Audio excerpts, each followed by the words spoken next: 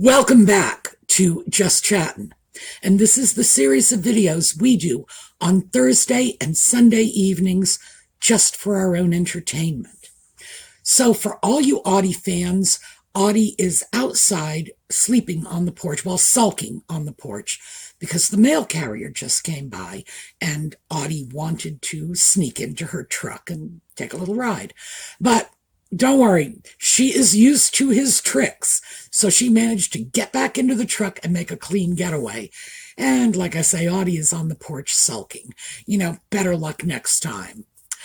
We have yellow for Catherine, for Lex's mom, for everybody dealing with cancer. We are just throwing out our best wishes for you. And let me see this. Back in the 70s, this was very fashionable. And now it's every time my hair hits a certain length, it starts curling up on my glasses. And there's nothing I can do about it. I have to wait until it grows longer or get it cut shorter. But at this length, this is what it does. And so for the first time in my life, I'm actually starting to miss the 70s because I didn't have to do anything about it. I could just let it be. Now it's like, so pardon the 70s hairdo, it will pass. Okay, when we come back from the intro, we are going to get into something that I raised Sunday evening as part of an examination of a couple of Radar Online articles. And they did not develop this theme in the article. So it got me curious, and it got some of you curious too. And a couple of you had left comments that were very useful in pointing me in the right direction. So thank you. We'll be back.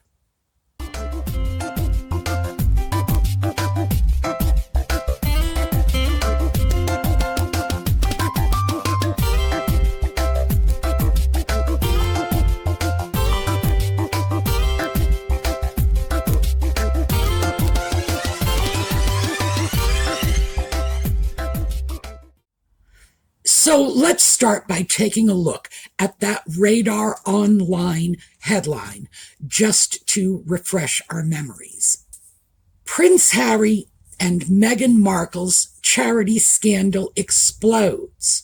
$6 million missing, donors' names hidden, and dodgy cash connections to notorious hate groups. Well, I was expecting that the article was going to develop that topic a little more. What's with the missing names? Who are the dodgy charities? What are the hate groups? It didn't. So I was left to sort of figure this one out on my own. And I did, at least in as far as I need to for our purposes. So, before we get into this, let me start with the usual caveats. 1, I am not an attorney. None of this is legal advice. 2, I am not a tax accountant. None of this is tax advice. 3, I am not an expert on charities or the laws regulating charities, either in the U.S. or anywhere else. I am sharing with you what I have gleaned from the publicly available sources. So, the overview.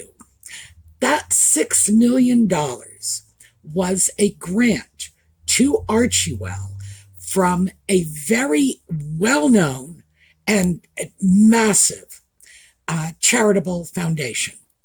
And it's called Fidelity Charitables. And they have management of over $73 billion in assets. That's billion with a B. So this is massive. And they had made the grant to Archewell of $6 million. So the first thing that occurred to me was, why would any reputable charity make a donation to Archewell, given the fact that Archewell, and here I'm going to show this to you, this is directly from Charity Navigator's website. Archewell doesn't even have a charity rating. In other words, they're not complying with the rating system. They are rated at 0, no rating at all, which would make them a very unlikely candidate for any grant from anyone other than perhaps a special interest group. Now, that is, in fact, how Fidelity Charitables works. It is not a charity on its own, a foundation on its own per se. Donors put money into this foundation, charity, whatever. Oh, and by the way, those terms are, for our purposes, largely interchangeable, because I want to stress this. I cannot find anything negative about Fidelity Charitables. They seem to be operating well within the law. They have massive amounts of assets, and Charity Navigator, that same agency that gave Archewell 0 in a rating, gave Fidelity Charitables 97%. Now, I use Charity Navigator myself when I'm trying to find good charities to donate to, so I trust them. I used to trust them. But what we're looking at here is a foundation that probably doesn't work the way one might expect ordinary foundations to work. They are, more than anything else, a clearinghouse for other people's charitable donations. They are what is called a donor-directed charity. You open an account with them. By the way, anybody can do it. And I believe it's as little as $50. Very, very small amount of money to open an account. At $50, it would be within the range of virtually anyone to open an account with them. And then you can tell them where you want the money to go, and they will send it there. There are other advantages, other tax advantages. For example, you put money in, it draws interest. Because the money is earmarked for charity, that interest is tax exempt. So, if it accumulates some interest, now your $50 is not going to accumulate very much, but if it's $50 million, it's going to accumulate quite a lot. That income, the interest on that charitable donation, is tax exempt, no taxes on it. However, it's your money, so you get the tax deduction for that along with the principal, and it can have major tax advantages, especially for the very wealthy, which I imagine is largely responsible for $73 billion in assets. I don't think they got there with little $50 accounts from folks like you or me. So they are, in effect, more like maybe PayPal. I think that's probably a good analogy. You have a PayPal account. We all know how this works. You use that PayPal account to pay somebody else, and then PayPal does it. But there is a slight difference here. When PayPal pays your bills, they pay the person you wish to pay. So the payment goes from you to the payee in your name, in their name. Not so with Fidelity Charitables. So let me break this down a little further, because I had fun with this. Let us say person A, and just for the sake of ease of identification, we're going to call him Al Capone. And here you go. And by the way, I'm pretty safe with Al Capone. He died years before I was born, so I'm not even slandering a real person anymore. He's a dead guy. So Al Capone, for example, wishes to open an account with Fidelity Charitables. Now, our symbol for Fidelity Charitables is going to be this, a house of mirrors. And you will see why soon. Now, Al Capone would like to donate money to Bozo the Clown. He's person B in our equation. So, yes, here we have a balding, red-haired clown getting money from a criminal. How does it work? Capone puts the money in investment with Fidelity Charitables, our House of Mirrors. Fidelity Charitable then donates the money to the charity founded by our balding red-haired clown. See how this works? On the books of the charity opened by Bozo the Clown, the donation reads Fidelity Charitable, not Al Capone. No. Fidelity Charitables is acting as a middleman, a broker, a conduit. I suppose if one was going to be uncharitable, one might say a money laundering scheme, but as I said, this is all perfectly legal as far as I can tell. No laws are being broken here, so I am not trying to suggest that Fidelity Charitables is an illegal operation. I am merely throwing this out there so that you will understand why Radar Online characterized this as dodgy. And good Lord, is it dodgy. Unfortunately, there can be a pretty large gap between legal over here and honest over here. And who knows where Fidelity Charitables fits in on this continuum. But let's go back to Al Capone and Bozo the Clown. Let us suppose, for example, that Al Capone and Bozo the Clown have some kind of business deal going. Capone needs a service, as dead gangsters often do, and Bozo the Clown has some service to render.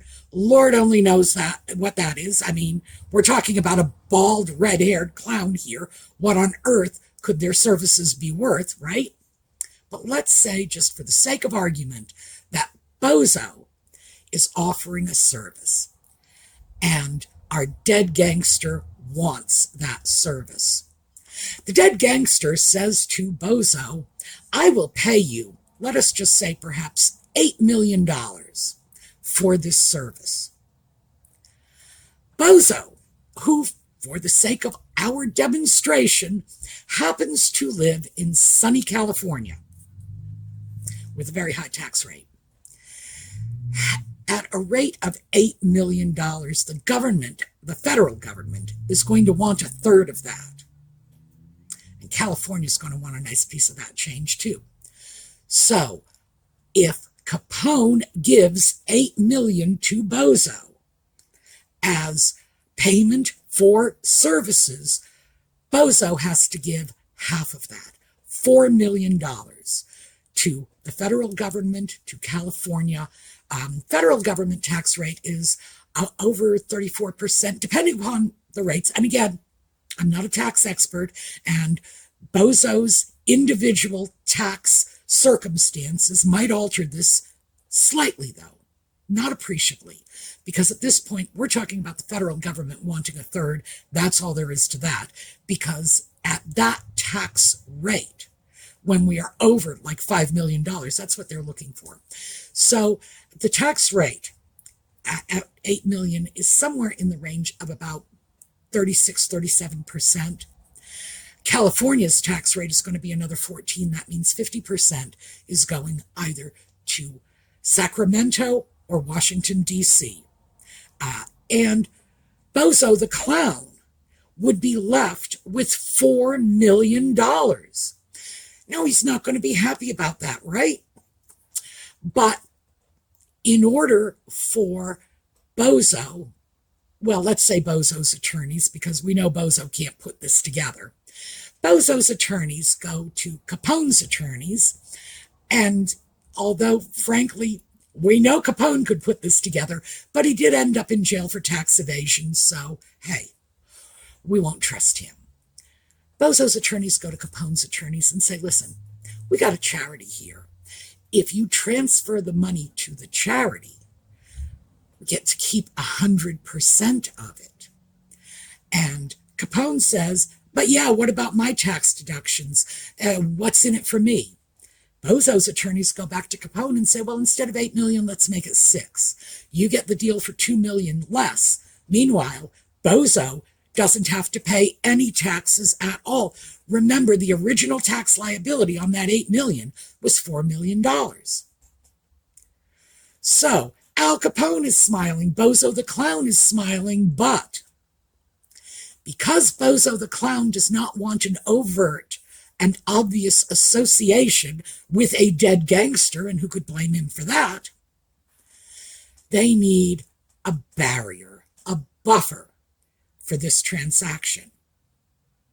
So Capone opens an account with Fidelity. Remember, that's our house of mirrors.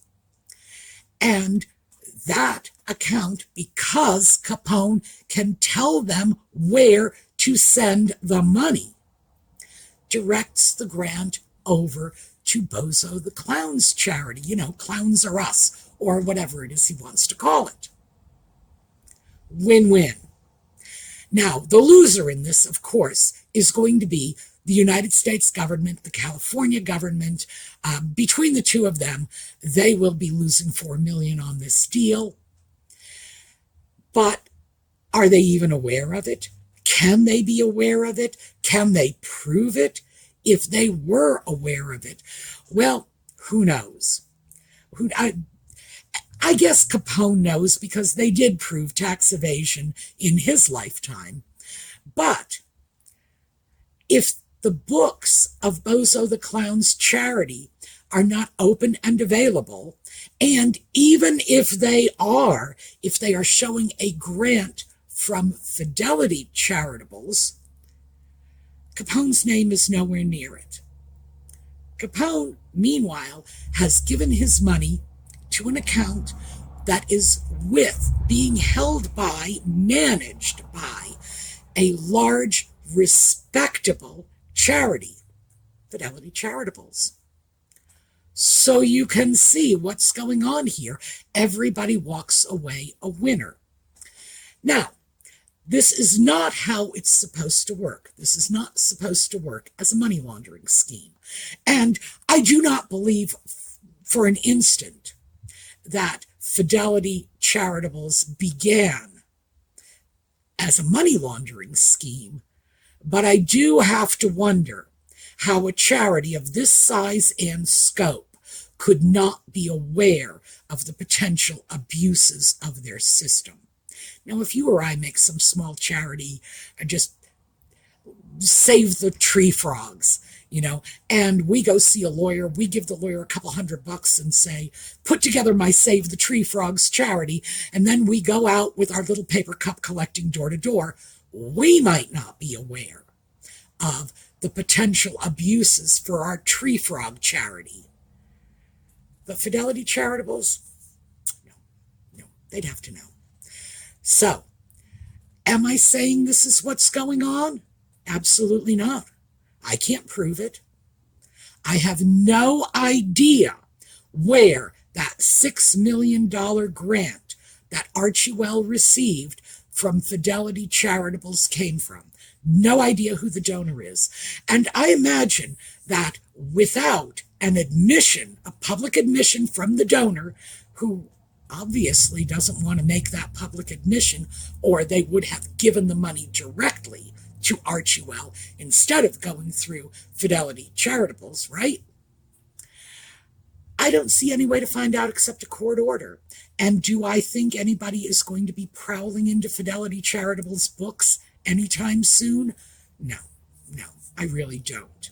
Because despite the fact that I am looking at this in one context, most other people are looking at this charity in a very different context.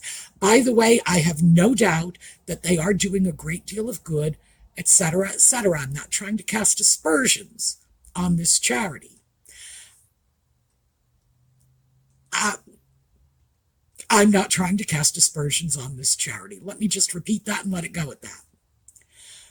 But I can understand why Radar Online would characterize it as dodgy, because quite frankly, it's dodgy as hell. The fact that this charity is allowing donors to remain anonymous could be extremely problematic, as I just demonstrated with my little fantasy about a dead gangster and a red-haired clown and a funhouse of mirrors. On the other hand, and here's where I have to play devil's advocate, anonymous charitable donations have been with us for a very long time. There are a number of very good people out there who believe it is their duty before God to make their charitable donations anonymously, and bless their generous philanthropic hearts for that. Oh, and by the way, anybody who doesn't believe me, go grab your Bible and check out the 6th chapter of the book of Matthew, where the injunction is very clear: give in secret. So you can't fault anyone who might want to make an anonymous donation. On the other hand, when someone is making an anonymous donation to a charity that is not out in the public sphere as a reliable charity, in other words, no Charity Navigator rating, a lot of allegations about abuses, dodgy paperwork in California, etc., etc., you got to wonder. It's very clear that this $6 million donation that was delivered, and that's important, was delivered by Fidelity Charitables. That was clearly intended for Archewell. It was the intent of the donor for the money to go there. Why? Because even though Fidelity Charitables can, in some circumstances, because remember, most of their money is donor directed. The donor says where it goes. There is still money that is not donor directed. Fidelity Charitables can disperse that money. Why on earth would they disperse it to a charity with 0 rating on Charity Navigator when there are so many other good, useful, valuable charities with very high ratings available to them? That just kind of doesn't make sense. It really doesn't. And given the rather significant percentage of Archewell's assets that would be represented by a $6 million donation, I don't know. So we're left to conclude that this was a private donation from a private individual who went to Fidelity Charitable and said, give this money to Archewell. There you go. So at the end of the day, do I feel that Radar Online's headline was misleading? I do not. Do I regret that they hadn't developed this a little further in their own story? Well, yes, of course, because I think there's a big story here, and I think that big story I guess it hit the editing room floor. Who knows why it would have been deleted? It's entirely possible that it was deleted because people felt it would have cast aspersions on Fidelity Charitable. And as I say, they seem to be a very good charity, and they do seem to be operating within the parameters of the law. But it leaves a bad taste in my mouth all the same. So, does this track for us? Is there the possibility that this was the payoff for a deal? Sure. Because we know that Archewell has done some pretty suspect things with their charitable donations, and probably a good deal more than we are aware of because they're not making their records public. So there you go. And that's what I have for you today. I wanted to answer that question because the headline from Radar Online just threw this wild, very clickbaity sort of allegation out into the air and left us to wonder. But I did want to clear that up. So yeah, that's where the $6 million came from. Somewhere within the Fidelity charitable system, probably earmarked by a donor who is not available to us. That information is information we don't have. And again, I think the only way we are likely to get it is with a court order, which we are not likely to get. So there you go. All right, that is what I have for you today. We are going to take a look at a slideshow on the way out. And because we are creeping up on Halloween, we are going to show yet another one of Colleen's wonderful slideshows.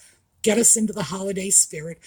I am sorry for the Audie fans that I don't have a black cat trying to strangle me with his tail, because what could be more Halloween than that? But we will catch up with him later. So I hope to see you next time. And in the meantime, have a terrific day.